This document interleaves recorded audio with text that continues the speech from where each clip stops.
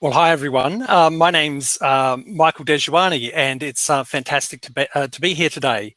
I wanted to start today by acknowledging the First Nations owners of the lands from where I'm meeting, the Turrbal and Yagara peoples, and pay respect to their elders past, present and emerging. I would like to invite you to take a moment to acknowledge the First Nations owners where you are, if that's appropriate. It's incredibly exciting to be here. For those of you who are joining the summit for the first time today, perhaps because you're located in the Australia-Asia time zone, welcome to the summit. As I said, my name's Michael Dejuani. I'm a professor in digital media and learning at Queensland University of Technology in Brisbane, Australia. And I have had the great pleasure of assisting with planning for this year's summit.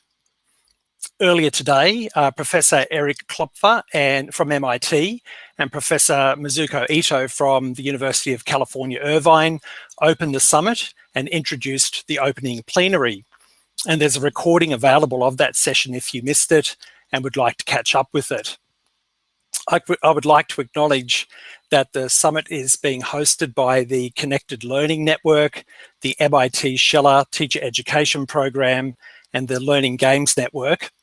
And I would like to take the opportunity to thank folks involved in each of these organisations for being so open to the suggestion that we add an additional block of presentations to the summit this year to make it feasible for people in the Asia-Australia time zone to take part in the summit.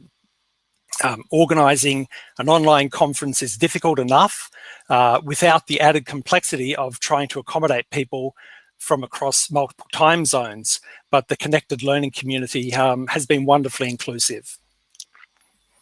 A wide group of people have contributed to the planning for this summit, as you can see from the slide, and we would like to thank everyone for their contributions. With no further ado, I will now hand over to Dr. Corey Sparks, who is Assistant Professor of English and Digital Humanities in the English Department at California State University, Chico. Corey will lead us in this session for our exciting Ignite talks, which I'm very much looking forward to. Over to you, Corey. Thank you, Michael. Just a second while I set up my background. There we go. Thank you, Michael. Hi, my name is Corey Sparks. As Michael said, I'm an assistant professor of English and Digital Humanities at California State University, Chico. And when I think of this past year, I have a very particular image of it. I see my daughter, who's 6, sitting at her desk in our living room. Our orange tabby cat, Boo Boo Kitty, is sitting on the back of her chair. Early afternoon sunlight streams in a west-facing window, illuminating the scene. My daughter and Boo Boo Kitty are at that desk, illuminated by afternoon sunlight, doing dual immersion English-Spanish kindergarten via Zoom in a household that is not bilingual. I didn't think that my pronunciation was so bad. My daughter has no problem letting me know otherwise. So when I picture this particular scene, my daughter, the desk, the cat, a class of kindergartners in a Zoom room, the sunlight, I think of how hard she worked day after day. I think of how her teachers this year strove mightily to make her kindergarten experience as lovely as possible. And 2, I know that there are so many different things that this past year has meant to people, to students, to educators, to caregivers. And right now, we're gathered in this virtual space for a series of Ignite Talks. Ignite Talks, if you don't know, are 5-minute talks where each talk has 20 slides that auto-advance every 15 seconds. And our speakers today are the first to do this virtually for the Connected Learning Summit. They don't even have control over the slide deck. I do. So I'm the one to blame if there's any glitches. We have 7 talks today that are exhortations, that are encouragements. They're talks that might help us reflect on where we've been and also to consider where we might go from here. These Ignite Talk speakers have worked so hard on these talks, and I want us to show them some love while they do their thing, some virtual Cloudera live stream love, Now in person, if you can remember back to the before times, there was always this great energy. You're doing it right there. That's it. So what might this energy look like in a virtual space? If you can see the little hearts, if you look on the right side of your screen, there's a little speech bubble in a purple box. If you click on that, it opens up the chat function. And go ahead and open it up and say hi. Some of you are already saying hi. That's awesome. And lined up at the bottom of that, right above where you type stuff in, you see a series of emotes. Those are the emotes that are floating up the screen. They don't show up in the chat. They do this better thing.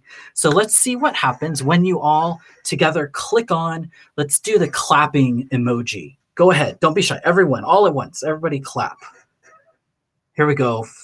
Waves of clapping. Great, thank you. Yes, that is the good Ignite Talk energy right there. Now, how about some tender hearts? Some tender hearts for sharing the love. I see them, there they are. Waves of tender hearts, thank you so much. So these little claps and hearts and thumbs up and laughing faces, maybe not the crying faces. These emotes are how we're going to keep up the tradition of Ignite Talk energy and show these Ignite speakers our appreciation while they exhort and encourage us. And without further ado, here are your Connected Learning Summit 2021 Ignite Talks.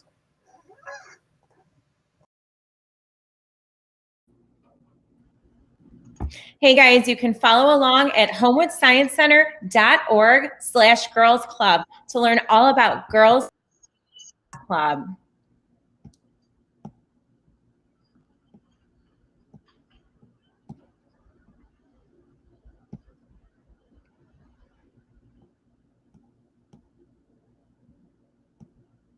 Girls of color are not seeing themselves in STEM fields.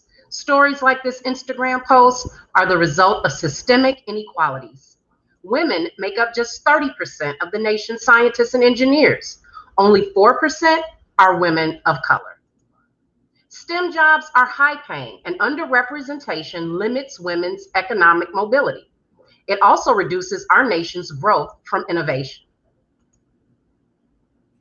But you can help set the future of women in STEM. You can help by recognizing your powers and your resources. I think we've seen this Instagram post for quite a while now. So if there is a way to get to the next slide, that would be great. But otherwise, I want you to think about it. Think about your way of helping women in STEM. Think about the powers that you have and the resources that are at your fingertips. You can examine your prejudice. You can raise your own voice. You can respond to girls' interests and their aspirations in a positive way. You have a role in society in changing the future of women in STEM. So we've seen that these stories have started to be told through media, through posters, through movies. It sure is a start. But we do need to do a better job of making sure that these STEM career paths seem less like dreams and more like actionable plans.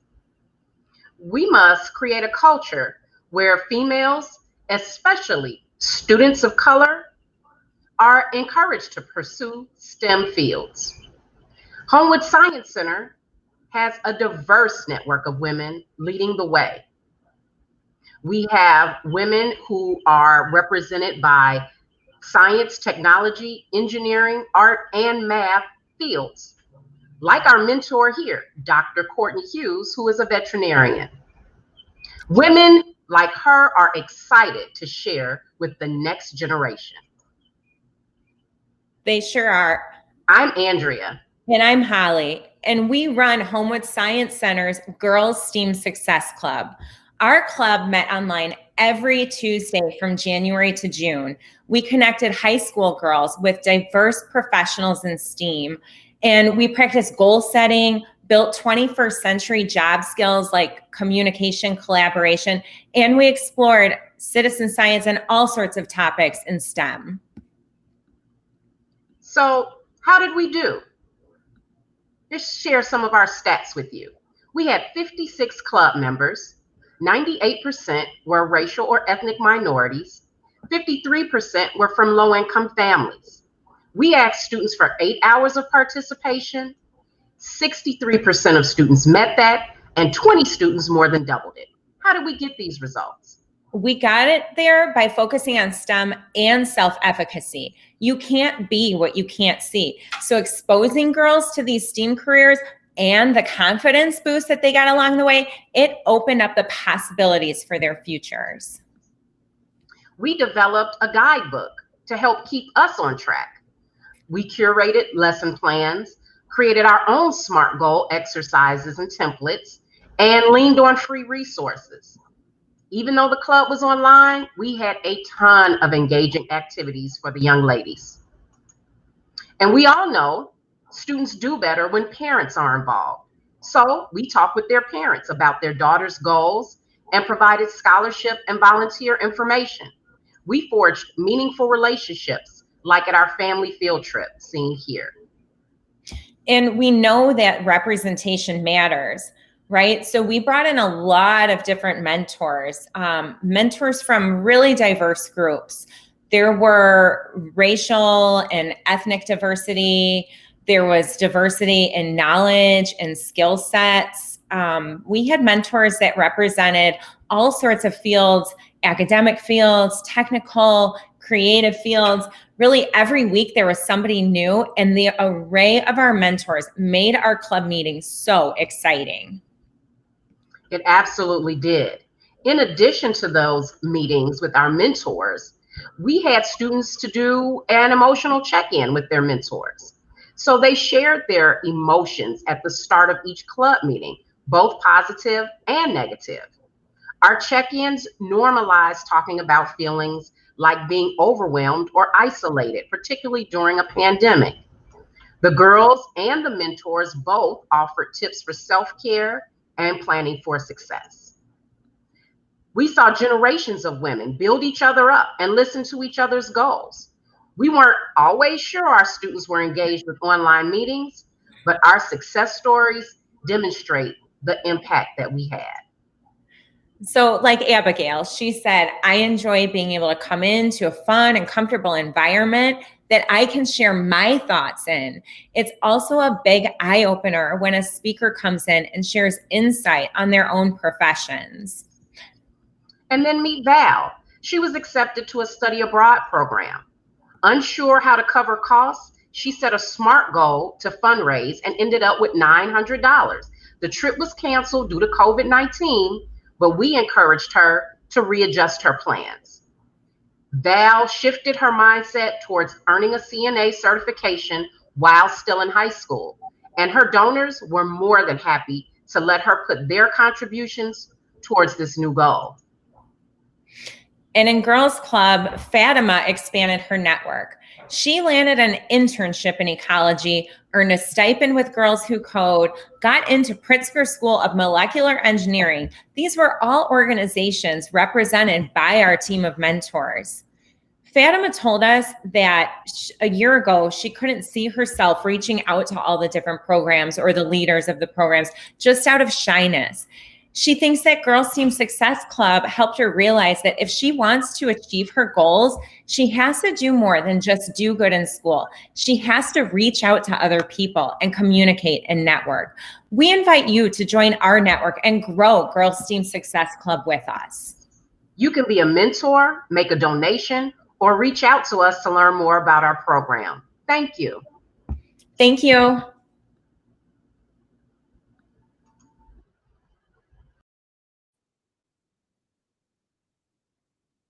Hi, I'm Lauren Siegel. I'm with Math Happens Foundation. I'm delighted to be here.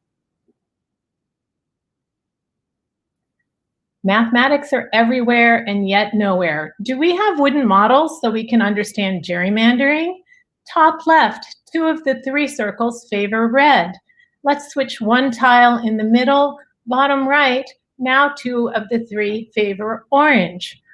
Are we using 3D printed spheres, small windows at the top and larger to the middle and bottom to understand projections? Greenland at the top of the globe is less than 1/4 the size of the United States. But In a flat projection, Greenland grows bigger than it is relative to the US, and likewise, the small windows grow to the same size as the others, out of proportion to reality. Do we understand the properties of sunlight? At Austin Nature and Science Center, sticks that are laser etched with degree measures and fitted with plumb lines help this group discover that sunlight arrives at the Earth in parallel rays. A V-frame with laser-cut holes lets us stitch cord to make the tangent lines that define a parabola. That parabola can be matched exactly to the arc of water from any fountain. 3 tables made by a sculptor are arranged around a right triangle, demonstrating the Pythagorean theorem. You can also find a Penrose stair, play chess or checkers, and explore a proof without words. You Teach maker Amy Gross created and made an optimal hydration calculation and tracking device. She set up at the YMCA to engage with and inform the members. Mathematicians are makers in history. Built into these antique survey chains used to measure land across the US in feet are mathematical conversion systems to make decimal calculations easier.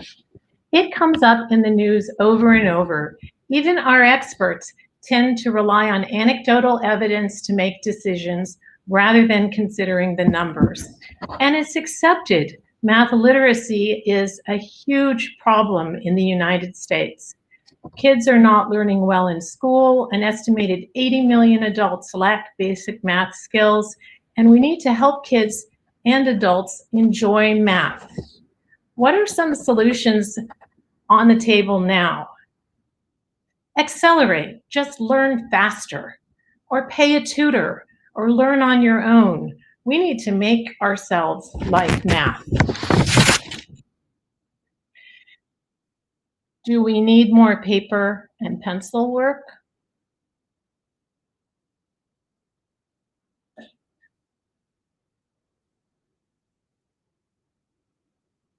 Should we have some opportunities to explore models and engage with authentic contexts?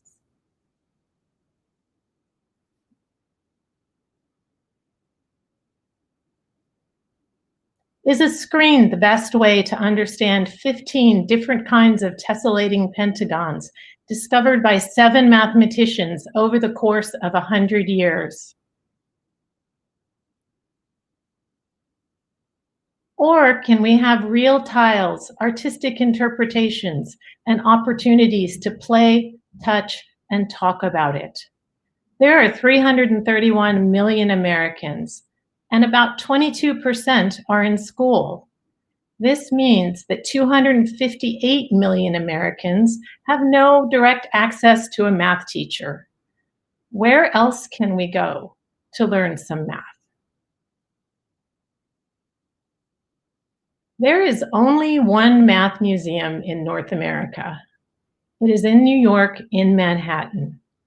We need to use our other public spaces.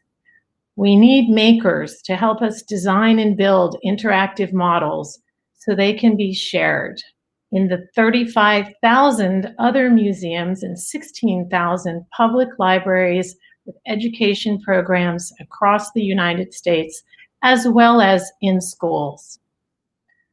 We can make math together. We can collaborate, learn, and celebrate. What we want for math is what we have, crafting with thick, sparkle, elastic cord. We want to stimulate neural activity, elicit positive response to learning, foster confidence and self-esteem, and offer opportunities to bond with other people. Thank you.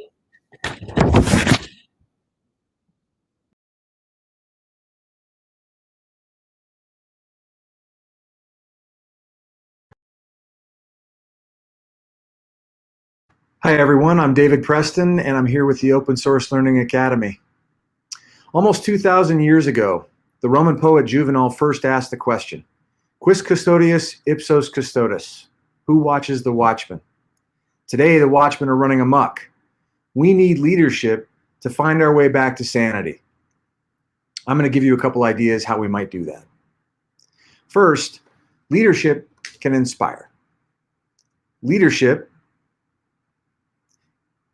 can provide the structure and guidance that helps everyone succeed. But leadership worth trusting comes from a very different source than hierarchical titles and organizational rituals. In fact, real leadership depends on much more than roles. It's an agreement between people.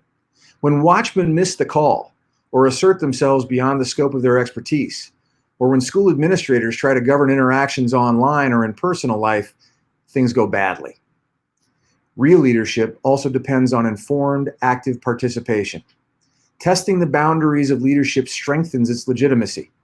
If we expect to hold our leaders accountable, we have to communicate exactly what we expect them to be accountable for. When we fail to think critically, to evaluate credibility, logic, and evidence, to connect and empathize with people who have different information than we do, we can't effectively engage our leaders or even each other. Now, we don't learn to test leadership in school. School operates like a medieval church. Anyone in a class or a faculty meeting knows exactly how it feels to silently face the altar and receive the long-winded word of God from someone in a position of power. In this way, the Watchmen of school have oppressed real learning for generations. They've divided our rich interdisciplinary lives into subjects. They isolated us and killed the Medici effect. They rang bells and trained us like dogs. Today, school's love affair with authoritarianism is crumpling. Personal computing and the internet into the same tired old classroom shapes that didn't work long before the pandemic closed campuses. But now the effects are getting more intense and they're reaching further into our lives. Since learning online has been in the spotlight for a year, it's worth taking a moment to marinate on this thought. Our global culture is still evolving faster than school, and our technology is getting smarter and more pervasive. So, even as an entire generation of young people is forced to accept cameras everywhere, emerging research is now confirming that algorithms in video conferencing and surveillance software are making everything worse for people who were already marginalized.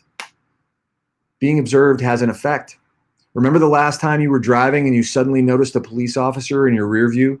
Your sweaty palms, your dry mouth, your silent prayer that you'd never speed again? What effects do you think the robot eye has on students? Now, I haven't heard a single person say, "Oh, I can't wait for back to normal so I can get a bathroom pass and go to the bathroom at school." Every trip to the school bathroom is a potential Rashomon story. When we do return to campus, how about we make the bathroom safer instead of making it television? And while we're talking about personal space, give students the power to turn off the damn camera. This is on us as a community. We need to stop acting surprised whenever a school administrator gets a cookie and then uses it to spy on everyone. As the instruments of the Watchmen become more invasive, they also become more oppressive. No one needs a seating chart or a detention room on Zoom. And who benefits from confusing lighting with skin color or a younger sibling's voice with a cheating co-conspirator? But the real test of leadership comes when we watch the Watchmen. Accountability, popular when we're talking about keeping your eyes on your own paper. But what about the publishing, testing, and software corporations that turn learners into intellectual sharecroppers?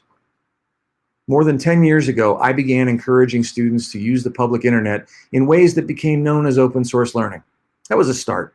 At the time, it was even considered edgy. But now that everyone's online, it's harder to tell the learning signals from the noise. I mean, don't tell them, but my dog is not a lion, any more than schools are democratic or innovative just because they're online. This video conference is unique because it's on Cloudera. It would be different if it were on Google Meet or Zoom or WebEx. Now, I used to invite students to explore whatever tools they thought were best for their online jobs. But as the Watchmen got more sophisticated, they extracted more value, so that data creators are now making the freemium platforms more money than ever. This is why I helped launch the Open Source Learning Academy protocol. Students need to own their own permanent identities online. They deserve to own the value of the content they create. I believe that tools like this will literally restore the value of learning. Almost 2,000 years ago, the Roman poet Juvenal first asked the question, Quis custodius ipsos custodes? Who watches the watchman? I work with learners and educators to create a global, free public system of education, and I watch the watchman. Thank you.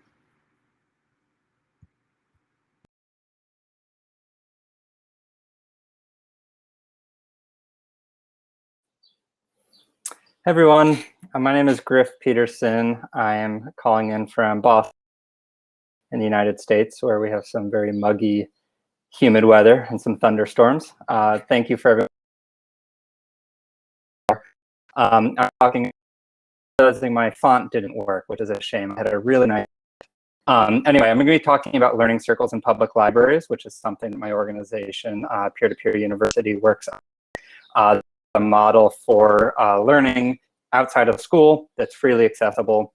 If you don't know our organization, P2PU, we're a nonprofit, and our vision is that knowledge should be freely shared, learning is best done with others, and education is a social goal. We cultivate peer learning communities around the world in this model, and primarily we do this through learning circles. These are free, lightly facilitated study groups for people who want to meet regularly and learn something together. And so as an organization, we're building software, designing courses, maintaining a community to suit this. We work primarily with facilitators who are guides, not experts, who are working to build flexible and responsive programming in their community. They're often library professionals, but not only. Anyone can come to our website and create a facilitator account for free. Now, if the facilitators aren't experts, where are we getting subject matter from? Well, most of the work comes from open access and free online courses. We are working to help adapt, remix, build, and sort of move around online courses so that people can meet together to learn something. We've been doing this now for 6 years, so we're really happy that not only are we seeing retention rates much higher than most non-mandatory online learning, but we've designed a program that has worked really well for first-time online learners. And people are coming and finding that they can find a supportive, community-centered environment for them to be engaging with the benefits of online learning without needing to go through a bunch of different login windows and worrying about surveillance and learning all sorts of different tools. This is really about a community-centered program. And the flexibility really was demonstrated over this past year and a half, where we see a lot of people developing or adapting a primarily in-person program to online through phone conference call learning circles, WhatsApp learning circles, and hybrid programming that's happened really around the world. Now, the methodology of a learning circle is very simple: 4 to 8 meetings, 60 to 90 minutes each, starting with a check-in, ending with a reflection, and doing a mix of self-paced and group work. We think 4 to 15 learners is a really good size for a learning circle, and obviously the learning circles should all be free. And having done this now for a while, we have a pretty good sense of what makes an online course work well for a learning circle. And oftentimes this is about totally changing the paradigm of online learning as something that's developed for an individual to be consuming by themselves, and thinking about online learning more as sort of a kernel or a basis for a group discovery in a local context. And so we're seeing freely accessible courses. You don't have to worry. I put that slide twice in a row. I cheated on you, Corey, so sorry about that. Anyway, we've been seeing lots of different courses being used. This one's also going to show up twice in a row. In the last year, what we've been doing is putting together a guide for people to start developing online courses in the group learning circle model. We've been putting together facilitator guides that can help people sort of think about learning circles as a filter that they can put on existing content. So going to a website or a resource and thinking about how that can be structured as a learning circle without needing to reinvent the wheel.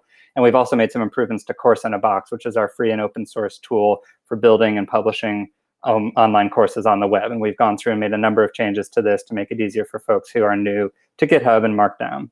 And so we're really excited about what's come of this during the pandemic. We've worked with the Charlotte Mecklenburg Library to take on the 1619 project as public library programming by developing a facilitator guide that sort of contextualizes the incredible resources that the New York Times and Pulitzer Center have on their websites for group study. We're helping New York University disseminate some of their research as true public education by thinking about the way that their research can be used by the public in their own city. So we're running right now a pilot with Queens Public Library using some artificial intelligence research at NYU, and we're helping educators who used to run in-person workshops on racial inequality to convert their knowledge to a structured learning circle, which can be run as sort of distributed programming in public library systems around the country.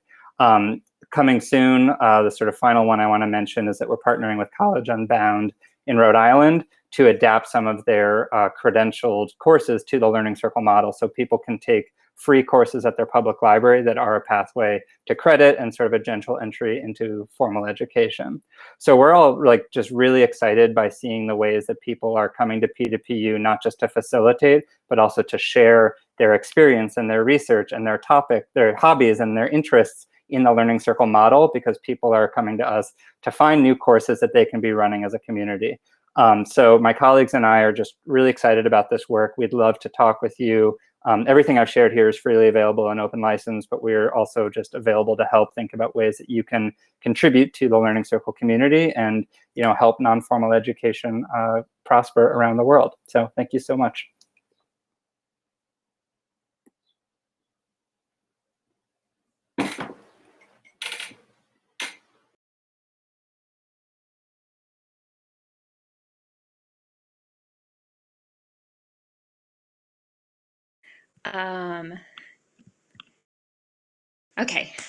My name is Kelsven Brown-Thirston, and I'll be sharing innovator's role in anti-oppressive education.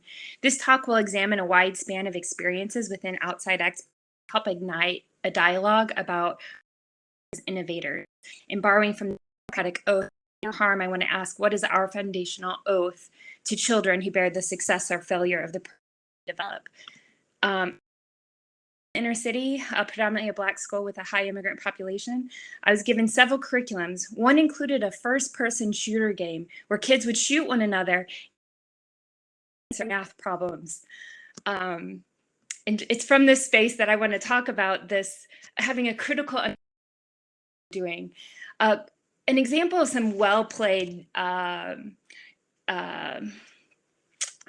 anti-oppressive education tools would be the Chicago Teachers Union, for example. Or here we've got Lesson Study, a professional development designed by teachers in Japan over the course of 100 years. And researchers who don't measure teacher implementation of a program, but measure effectiveness as a tool for teachers, a service to teachers. A grassroots education movement in New York City organizes teachers, parents, and students for keeping out, helping to develop non-punitive processes for parents to seek to opt their children out of high-stakes testing regimes. Community teach-ins are an example of this, often organized by local stakeholders. Can incorporate makeshift classes on the streets or in libraries or public spaces, similar to what we saw with the Homewood Science Center, incorporating parents and students' feelings and input into their program. Obviously, many of us think of big things like the March for Our Lives, but students can be able to contribute to their own community through classroom town halls and assignments that allow exploration, guided and supported by teachers, and curriculum that promotes these sort of town halls classroom.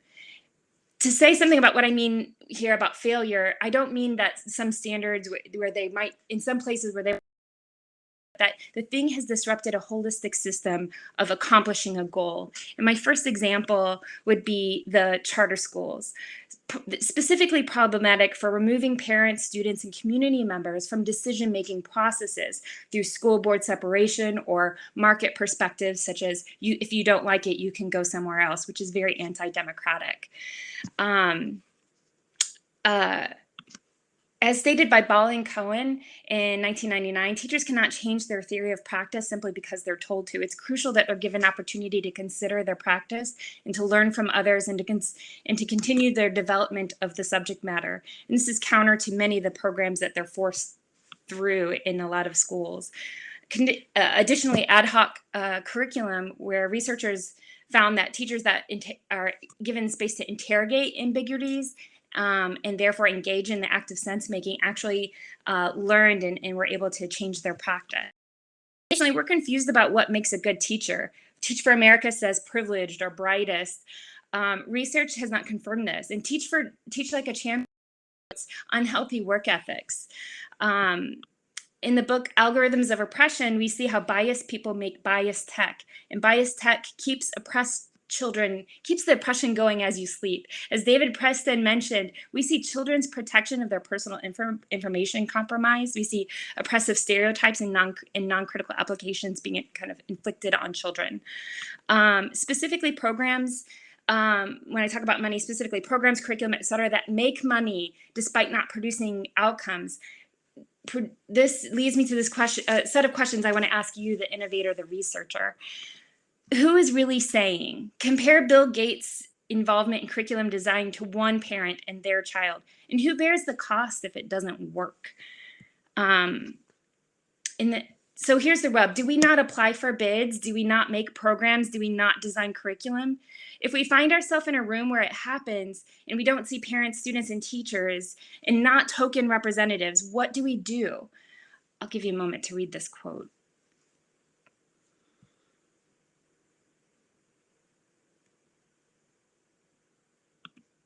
When private companies profit from education initiatives, we must ask how this is different from a company directly hiring children to work for them. How might we work differently if a law was passed, and I don't want to promote a law being passed for this, but if it was to demand an investor or creator had to put their own children in programs they create, how would that change the way we make programs? I'm calling for an innovator's political conocimiento, as beautifully exemplified by Lauren with the Math Happens Foundation. This is borrowed from Gutierrez' political conocimiento, which requires knowledge with students and with communities. It involves community knowledge and history and supports students and families' right for creative insubordination of oppressive systems. It is possible for an innovator to do no harm, but it will take more than good intentions. Thank you.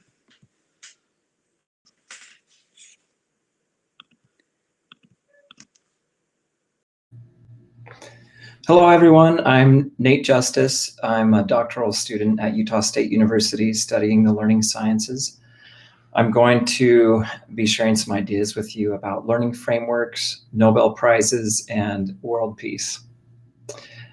I started out as a high school math and physics teacher, and I learned pretty quickly that there had to be a better way to foster learning than the stand and deliver type of model.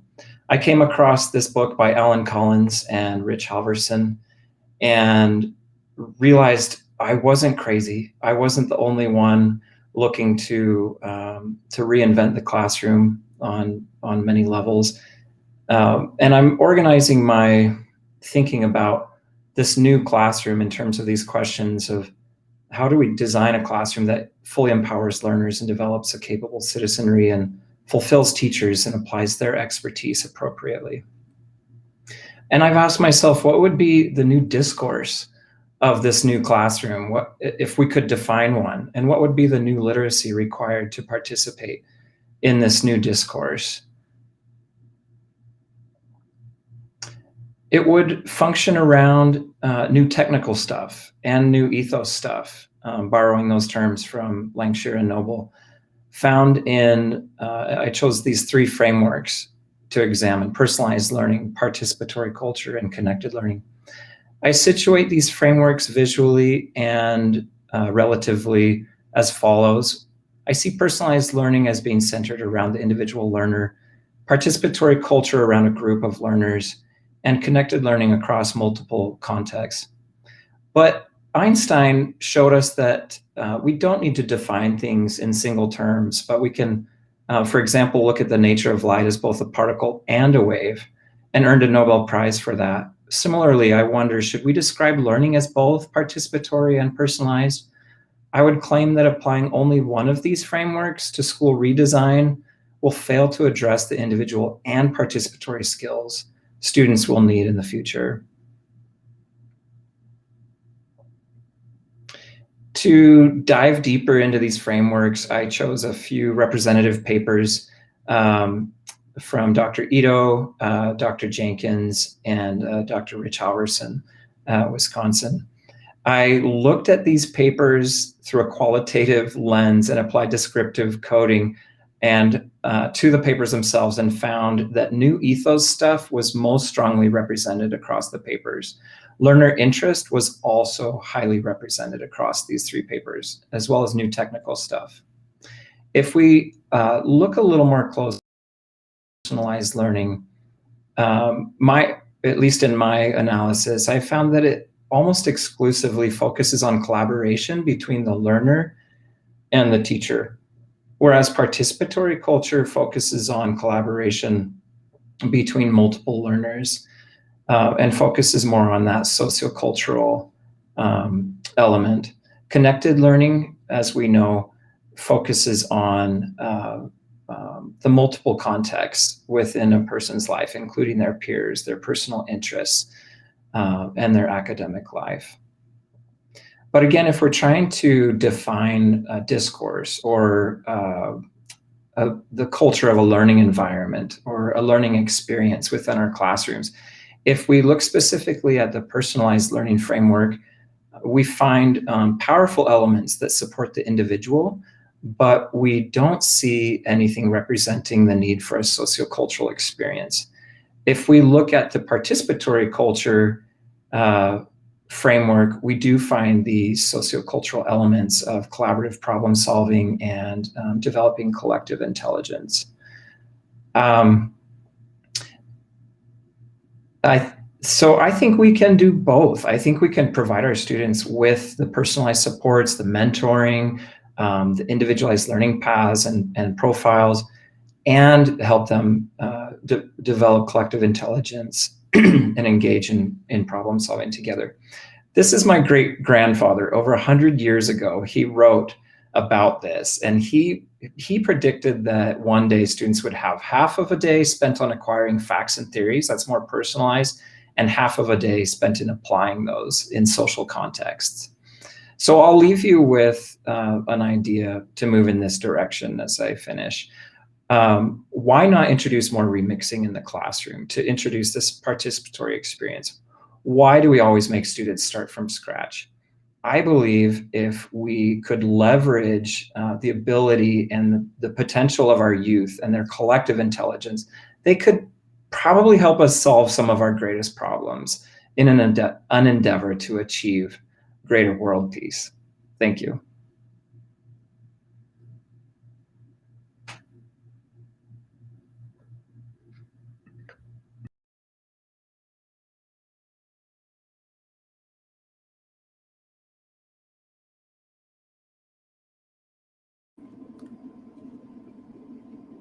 Hello, hi, my name is Vi Ha. I am a librarian of the Octavia Lab of the Los Angeles Public Library. Let's get ready. I hope you guys are doing great today. I'm nervous, but this should be fun. Science fiction has the power to change the world. These stories prepare us by stretching our minds to imagine the fantastic, the gruesome, the apocalyptic. The best science fiction takes our current science and imagines futures, creating worlds that ought to be possible. With these created, imagined worlds, we can then explore and extrapolate what logically could happen in our own lifetimes. The best science fiction describes worlds that are completely possible, and from there, force us to consider deep ethical issues about what makes us human. In exploring current and upcoming technologies, science fiction can give us a tether to consider solutions, or at least take a considered look at current crises such as climate change, zoonotic diseases, systemic racism. To give an example, science fiction helps us imagine the magnificence of space exploration and simultaneously prepares us for the issues of capitalistic exploitation of space resources. And most importantly, science fiction regularly dreams up societies and world systems that function differently from ours. These dreamt up societies allow us to envision and better realize the future we do want. Vision in place, we can then do the work towards creating a better world. All that you touch, you change. All that you change, changes you. The only lasting truth is change. God is change. This passage, taken from Octavia E. Butler's Parable of the Sower, lies at the crux of what science fiction exposes. How well will we, as a society, handle change? Octavia E. Butler was a writer, world builder, and genius who made room in the white male-dominated science fiction world for works with African-American female leads. In a world with all its inequities, against that of people of color, against women, against kids with single parents, Butler wrote herself into the story. Butler's fiction grappled with geopolitical, environmental, and cultural quandaries that impacted civilizations. Her works created futures exploring issues of environmental disasters, sexuality, tribalism. Butler's genius was in creating characters like us, with our hierarchical tendencies, with our biologically inherent and environmentally created flaws, and placing these characters into different worlds and teasing out what reactions we would have if life were different. These characters all had painful choices to make, but ultimately decided ethically, believing the potential goodness of humans living in relationship with the environment. These protagonists, like the young people we work with, have challenging backgrounds, facing racism, environmental traumas, colonialism. And for the young people we work with, they can be like Butler characters, creating universes that equitably benefit humankind, the environment, and Earth's biodiversity. In what manner did her protagonists affect change and reimagine societies? They imagined radical connections and created interconnected learning spaces and communities. Butler realized you cannot bring about high levels of change and resilience without bringing people together and creating institutions to drive and continue the work. For Butler, the institution that mattered most to her were libraries.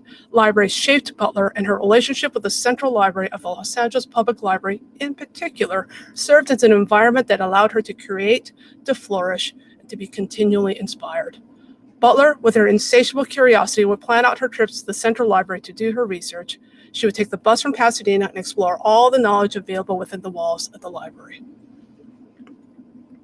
How do libraries encourage people to make ethical decisions with conscientiousness and the belief in the ultimate goodness of humankind? How do we bring value to libraries and encourage a dynamic problem-solving culture that is inclusive and responsible to the world we live in? Libraries have always been institutions dedicated to learning, and as community gathering spaces, libraries are radical in their belief that having a place open to wonder, to discover, to investigate, and to build knowledge is of the utmost importance in building our idealized future of greater equity, representation, and sustainability. Earlier, I quoted the protagonist in Parable of the Sower, who creates a religion in a post-apocalyptic Los Angeles, and I quote again, "All that you touch, you change. All that you change, changes you." This is a maker ethos. At the Octavia Lab, the makerspace built at the Central Library, the Los Angeles Public Library, in Octavia E. Butler's second home, we're doing this. We encourage people to touch and to be changed by knowledge and experience through free access.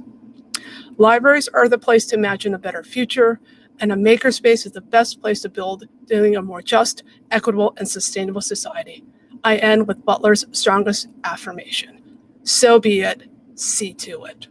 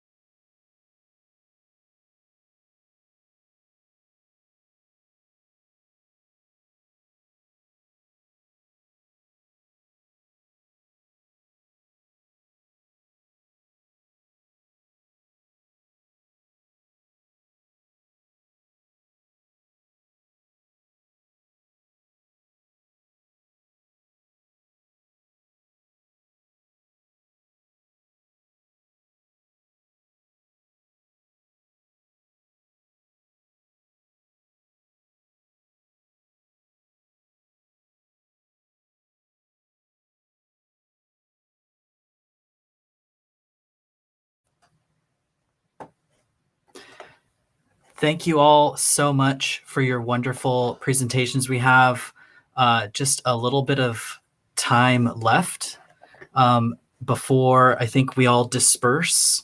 But I don't think I'm in charge of the closing stuff. So I will shut that. I think that's me, Corey. Yeah.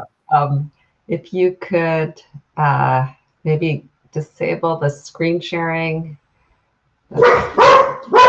Oh, of course, my dogs want to have a try at an ignite. So thank you, Ignite speakers and Corey, for a really amazing kickoff for the Australia, Asia, Pacific time zone. It's really was a great spread that I think showcased the true diversity of perspectives in the connected learning ecosystem and the different disciplines and approaches. What a wonderful way to start the evening off for some of us in the US, and hopefully the morning off for some of you in our new expanded international spread for the Connected Learning Summit. So I know some of you were around for the morning session, so I apologize for repeating myself, but I wanted to introduce a little bit of some of the meta goals for the summit, and also give you a little bit of an orientation to some of what we're working with the Cloudera team.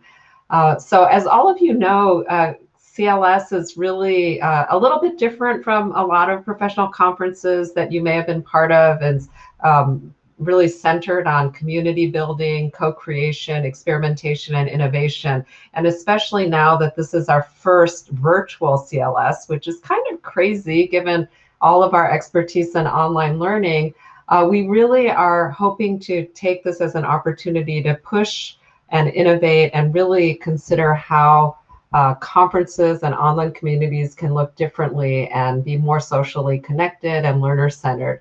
So we're excited to be partnering with Cloudera.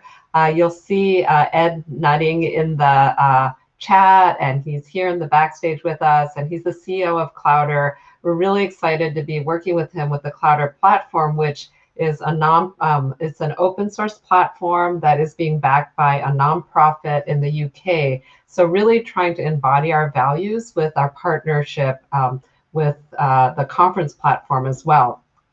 So just to move into the Cloudera system a little bit, most of you have probably experimented a little bit, but we're really looking forward to continuing to iterate. And Ed has been making changes in real time as we go.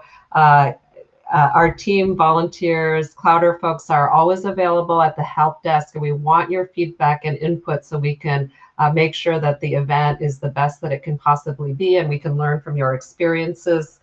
Another thing that I just wanted to remind folks and encourage folks to look in advance through the schedule and the browse content feature at the sessions that you might be interested in.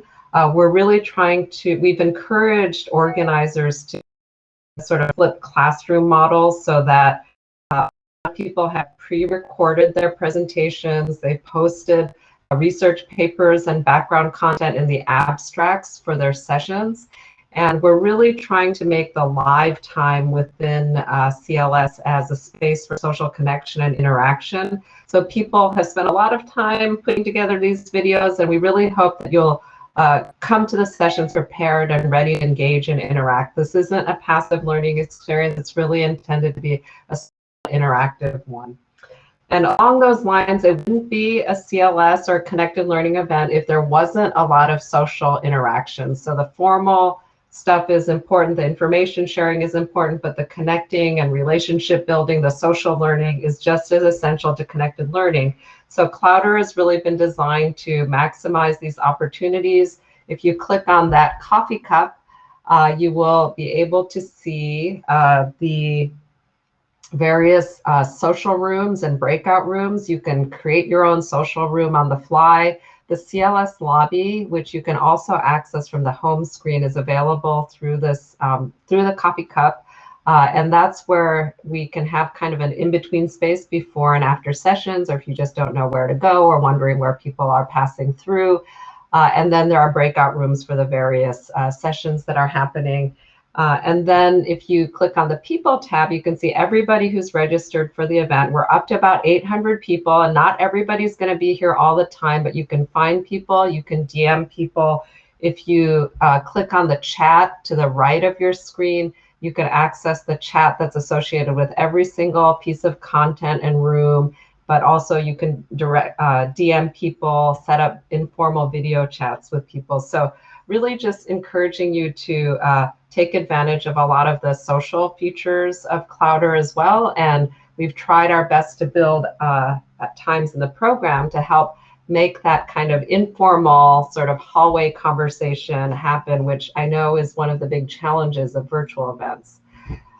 So I'm hoping, I'm gonna finish this morning. I got cut off right in the middle of this intro. So another Cloudera tip is Cloudera is very unforgiving about the end time of sessions. So it keeps us honest and keeping to time, much like the Ignite speakers modeled today. It was really awesome. So right after this is the Welcome Lounge, and we have a lot of CLS community members who have stepped up to host these social rooms, which are really intended to be sort of opportunities to jump into these more informal conversations.